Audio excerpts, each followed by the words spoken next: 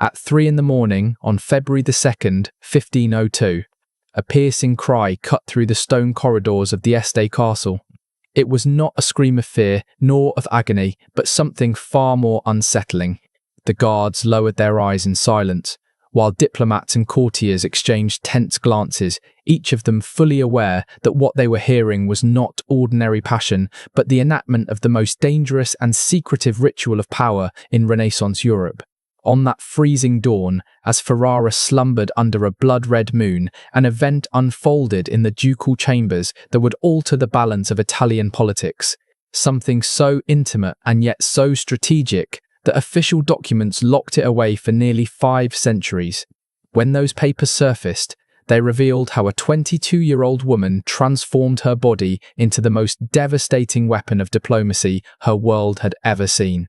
Picture a royal bedchamber where every sigh and every gasp is treated like currency, where a woman's flesh becomes a battlefield and the consummation of marriage is carried out not as romance, but as ritualized warfare, capable of toppling dynasties and cementing empires.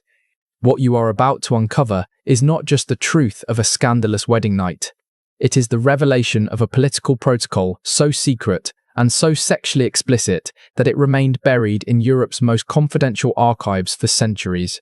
This is how Lucrezia Borgia, daughter of a pope, twice widowed through political murders, shifted from pawn to predator.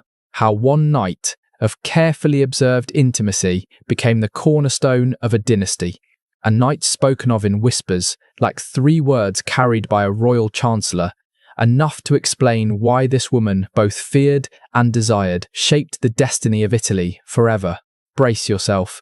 What took place before dawn will shatter everything you thought you knew about sex, power, and politics in the Renaissance. If your heart is already racing from this glimpse into history's forbidden chambers, just imagine what lies ahead.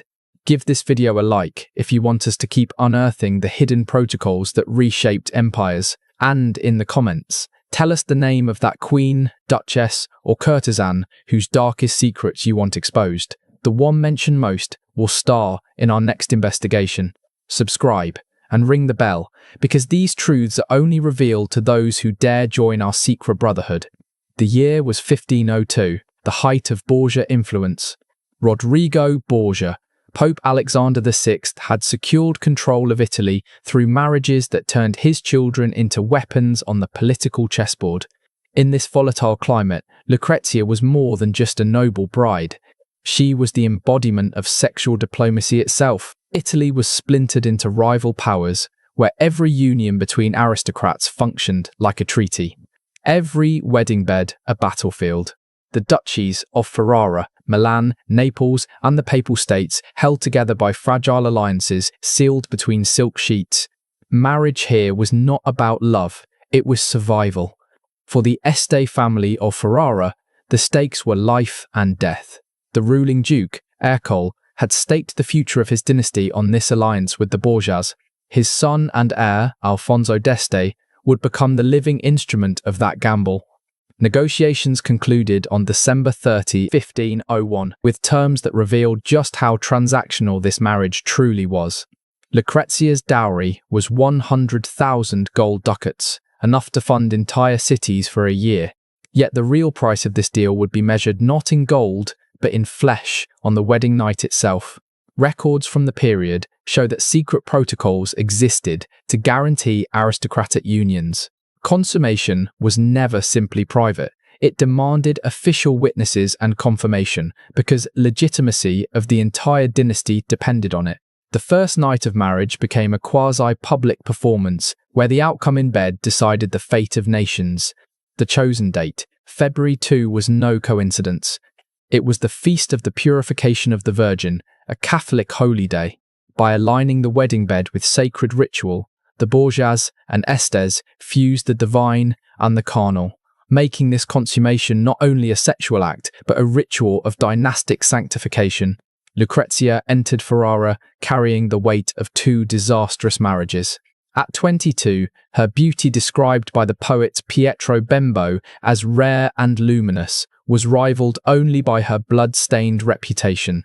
Her first husband, Giovanni Sforza, had fled after being accused of impotence. Her second, Alfonso of Aragon, strangled to death inside the Vatican, a victim of papal intrigue. This bride was no innocent. She was a survivor, armed with intelligence, sensuality, and a dangerous mastery of turning weakness into strength. Her new husband could not have been more different. Alfonso d'Este, 25 years old, was a soldier, an engineer, and a man who forged his own cannons with bare hands. Unlike the weak courtiers of other Italian courts, Alfonso radiated power without needing to prove it. He played music with elegance, designed artillery with precision, and embodied both the strength of a warrior and the refinement of a Renaissance prince. The collision of these two figures, Lucrezia, weaponized through seduction, and Alfonso, embodying raw and pragmatic power, set the stage for one of the most explosive unions of the age. The unexpected meeting at Bentivoglio on January 31 had already changed everything. In that private encounter, Lucrezia and Alfonso discovered a spark of real attraction, something no one had planned for, and something that would complicate the cold calculations of political strategy. What was supposed to be a ritualized performance was now laced with authentic passion, giving the coming night an intensity that neither church nor state could fully control. On February 2nd, Ferrara became a theatre. The triumphal procession that carried Lucrezia into the city was staged like an overture to the true performance that would follow behind locked doors. Citizens cheered as she passed, cloaked in a French gown lined with ermine, a necklace of diamonds and rubies catching the winter light. But as the people applauded, another performance was already being prepared in secret. In the palace corridors, spies and scribes positioned themselves to record the smallest detail of what was about to unfold. Among them was Isabella d'Este's own chancellor, placed there by the Duchess herself, a rival determined to turn the most intimate of knights into political intelligence. This was no coincidence. It was espionage, a deliberate act to gather proof that could later be weaponized in the cutthroat world of Italian power politics. The date itself added another layer of symbolism. On February 2nd, the feast of the purification of the Virgin Mary carried with it a paradox: sanctity and sexuality fused together, the sacred colliding with the profane. Nothing about this timing was accidental. Every gesture, every ritual had been planned to turn the consummation into a dynastic sacrament, binding not only two bodies, but two great houses. Inside the ducal apartments, the stage was set. Crimson velvet curtains enclosed the bed like theatre drapery. Silver candelabras flickered against Flemish tapestries depicting wars and alliances, a reminder of what was truly at stake. Here, in a room transformed into both sanctuary and stage, the most important political performance of the decade was about to be enacted. When Alfonso entered, both he and Lucrezia knew their roles. Their meeting at Bentivoglio had already awakened something genuine between them, but now that spark had to be harnessed and displayed as proof. What would unfold was not merely a private act, it was a ritual rooted in centuries of aristocratic custom. For noble marriages in Europe, consummation was more than intimacy. It was a certificate of legitimacy, a binding act that proved heirs could be born, alliances secured, dynasties continued. But in Renaissance Italy, this proof required witnesses, silent, hidden, but present nonetheless. The royal bed became a courtroom, the act of love, a verdict that would decide the future of nations. Lucrezia, hardened by two disastrous marriages, understood this better than anyone. Giovanni Sforza's impotence had turned into public humiliation and annulment. Alfonso of Aragon's death by strangulation in Vatican chambers had shown her that weakness in the marriage bed meant weakness in politics, and weakness in politics could mean death. These lessons shaped her strategy. She would no longer be a pawn. She would survive, even dominate, by turning her body into a weapon. Alfonso, too, grasped the stakes. His virility was already known, but knowledge was not enough. It had to be proven, documented, witnessed. The Este family could not risk whispers of impotence or infertility. To ensure legitimacy, the ritual called for more than one consummation. Every act would be recorded as irrefutable evidence, a shield against annulments, scandals, or assassination plots. And so the night began. The first consummation carried a charge neither had expected: real passion mixed with political necessity, producing an energy that startled even them. For once, duty and desire were aligned. This union was not just staged, it was lived. The second consummation, recorded by Isabella d'Este's embedded chancellor, showed just how closely every moment was monitored. To outsiders, this might seem an invasion, but in the eyes of the court, it was duty. The bedchamber was simply an extension of the treaty room, and every sigh and cry was political testimony. The third and final act sealed the ritual. It was no longer just the bonding of two individuals, it was the creation of a living alliance, a new axis of power between the Borgia and Este families. The official records of that night provided the legal and political validation both houses needed. Alfonso's endurance and composure proved not only his virility, but his psychological steel. To perform under such pressure required the same discipline he showed as a military leader.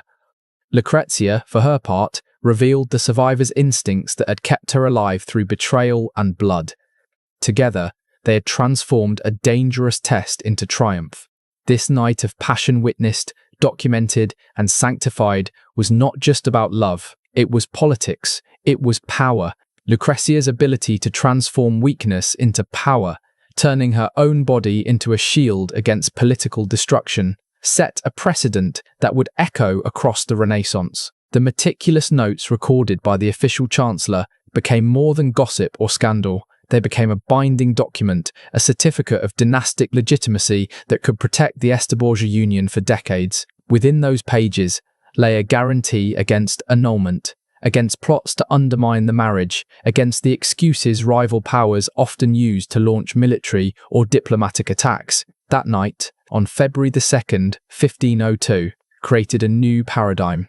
From then on, documented multiple consummation was not an oddity but the standard for validating political unions of the highest importance. The royal bedchamber was no longer simply a private space. It was a courtroom, a stage, and a battlefield where sexual performance itself determined the fate of empires.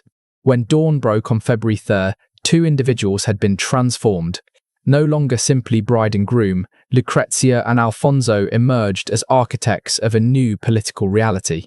Their successful execution of the dynastic ritual gave the alliance a foundation so strong it would ripple across Italy for decades, showing the world that sexuality, when harnessed strategically, could be the sharpest weapon in a ruler's arsenal. The reverberations spread far beyond Ferrara's castle walls. What had begun as an intimate ritual was now a political earthquake. Rivals who had prayed for the marriage to collapse were left powerless in the face of documented proof. They could no longer dismiss Lucrezia as a tainted pawn or Alfonso as a mere soldier. The record stood as irrefutable evidence. This union was both legitimate and unbreakable. Almost overnight, Lucrezia's position within the Este court transformed. No longer a tolerated outsider, she became essential. Her survival was now tied directly to the survival of the dynasty itself. Her death would bring chaos, so her presence guaranteed stability. For the first time, she was untouchable. Alfonso too emerged stronger. His performance had proven not only virility, but resilience under pressure. Where other noble heirs had faltered, humiliated by annulments or whispers of inadequacy, Alfonso had triumphed. His reputation as the true successor of Ferrara was no longer a question, but a fact. But not everyone rejoiced. Isabella d'Este, who had always ruled court life as the unrivaled star, now faced a dangerous rival. Lucrezia's success had turned her from a target into a force. The rivalry between the two women, already tense from their first meeting at Malalbergo, now exploded into a silent war. Ferrara became a stage for psychological combat. Subtle gestures, whispered rumours, quiet contests for influence that would shape the court for years to come. The alliance also reshaped Italy's geopolitics. France, Spain, and rival duchies were forced to acknowledge the Este Borgia bond as a consolidated power bloc. Diplomatic calculations shifted. Treaties, trade routes, and military strategies had to be redrawn around the fact that the Borgias and Estes had successfully fused into one. Yet politics was not the only battlefield. On September 5, 1502, Lucrezia gave birth to a stillborn daughter after convulsions in labour. Rumours erupted immediately. Was the child conceived on the wedding night, or earlier, during her secret meetings with Alfonso before Ferrara? Chroniclers obsessed over the timeline, because paternity was not simply personal, it was political proof of legitimacy. Lucrezia nearly died herself, struck with childbed fever. Many women did not survive. Her recovery was viewed by contemporaries as proof of divine favour, evidence of her strength, and reassurance that she could still provide heirs. But the ordeal changed her. Confronting death in childbirth hardened her sense that survival in this world demanded more than beauty or obedience. It demanded strategy. This new clarity led her down another dangerous path. About a year later, she entered into a relationship with Francesco Gonzaga, Marquis of Mantua, and the husband of her bitter rival, Isabella d'Este. It was an affair born not only of passion, but of calculation. By choosing Isabella's own husband, Lucrezia struck at her rival's pride while securing another line of political protection. The relationship was carefully hidden, yet its impact was seismic. Letters between Lucrezia and Francesco, uncovered centuries later, reveal both authentic emotion and political cunning. She was not merely manipulating him. She found in Francesco a genuine connection, yet one that doubled as insurance against her enemies. Her ability to balance this affair while preserving her marriage to Alfonso showed the mastery she had developed over sexual diplomacy. She was no longer simply a survivor. She was a strategist, weaving webs of intimacy and loyalty that could shield her against any threat. For Isabella, the affair was devastating. To lose influence at court was one thing, but to lose her husband's attention to Lucrezia was an attack both personal and political. The rivalry that followed would haunt Ferrara's court for decades. For Isabella d'Este, the revelation that her husband had fallen into the arms of her fiercest rival was more than humiliation. It was a political catastrophe. Court whispers turned into daggers. The very woman she sought to diminish had struck back with a weapon Isabella herself had mastered: influence through desire. Lucrezia had not only avenged herself, but she had redefined the game, showing that intimacy could be weaponized as effectively as armies. Her affair with Francesco Gonzaga, sustained for years, became a new model of Renaissance sexual diplomacy. These were not fleeting romances, they were tactical extensions of politics. Aristocratic affairs became safety nets, diversifying one's network of protection just as kingdoms diversified their alliances. Other noble houses soon followed, weaving their own webs of lovers and confidants as shields against betrayal and exile. Meanwhile, the legitimate heirs, Lucrezia bore Alfonso, cemented her position beyond dispute. Each birth was living proof that the legitimation protocol of her wedding night had succeeded. With every child, she was no longer simply tolerated, she was indispensable. The Este dynasty's survival was tied directly to her body, her resilience, and her ability to deliver continuity. Her evolution was extraordinary. Once a pawn trapped in the brutal mechanics of dynastic marriage, Lucrezia had transformed into an architect of her own fate. She turned the vulnerabilities of her gender into tools of power, showing that strategy could coexist with survival. Where others were broken by circumstance, she mastered it. The wedding night of February 2nd and the archives it left behind remain one of the most detailed windows into how Renaissance marriage diplomacy truly worked. Strip away the fairy tale gowns and poetic vows, and what remains is raw calculation. Unions forged not for love, but for power, consummations staged and documented to prevent annulment, sexual protocols designed to anchor alliances in something irrefutable. The template pioneered by the Borgias and the Estes spread. Documentation plus consummation became the formula for unshakable alliances. Even after their deaths, their descendants inherited not just lands, but a methodology. A cold, precise system where the bedroom was as crucial to politics as the battlefield. Lucrezia's transformation from pawn to power broker stands as one of the most striking examples in European history of a woman seizing agency in a world designed to crush her. She proved that intelligence, courage, and strategic intimacy could bend the rules of a system thought immovable. And yet, her story is only one shard of a hidden mosaic. The archives of Europe hold countless similar secrets, protocols buried because they reveal truths too scandalous for the official record. Queens, duchesses, and courtesans wielded sexuality as a weapon every bit as decisive as diplomacy or war. Did you know Catherine de' Medici perfected a system of seduction that let her control 3 French kings? The Anne Boleyn's mastery of erotic politics shattered England's Catholic unity and birthed a new religion. That Isabella of Castile ensured Spain's unification by orchestrating a consummation so thoroughly witnessed it required 5 official chancellors. These women were never passive. They were lethal players in a dangerous game, rewriting rules from inside gilded cages. If this glimpse into Lucrezia's world has unsettled you, if it's shown you that history's most forbidden truths are far more fascinating than the sanitized myths, then you've only scratched the surface. Hidden in Europe's secret archives are entire systems of bedroom diplomacy that reshaped empires. The past still has secrets, and you are about to discover them. Please like and subscribe to the channel. We will see you in the next one.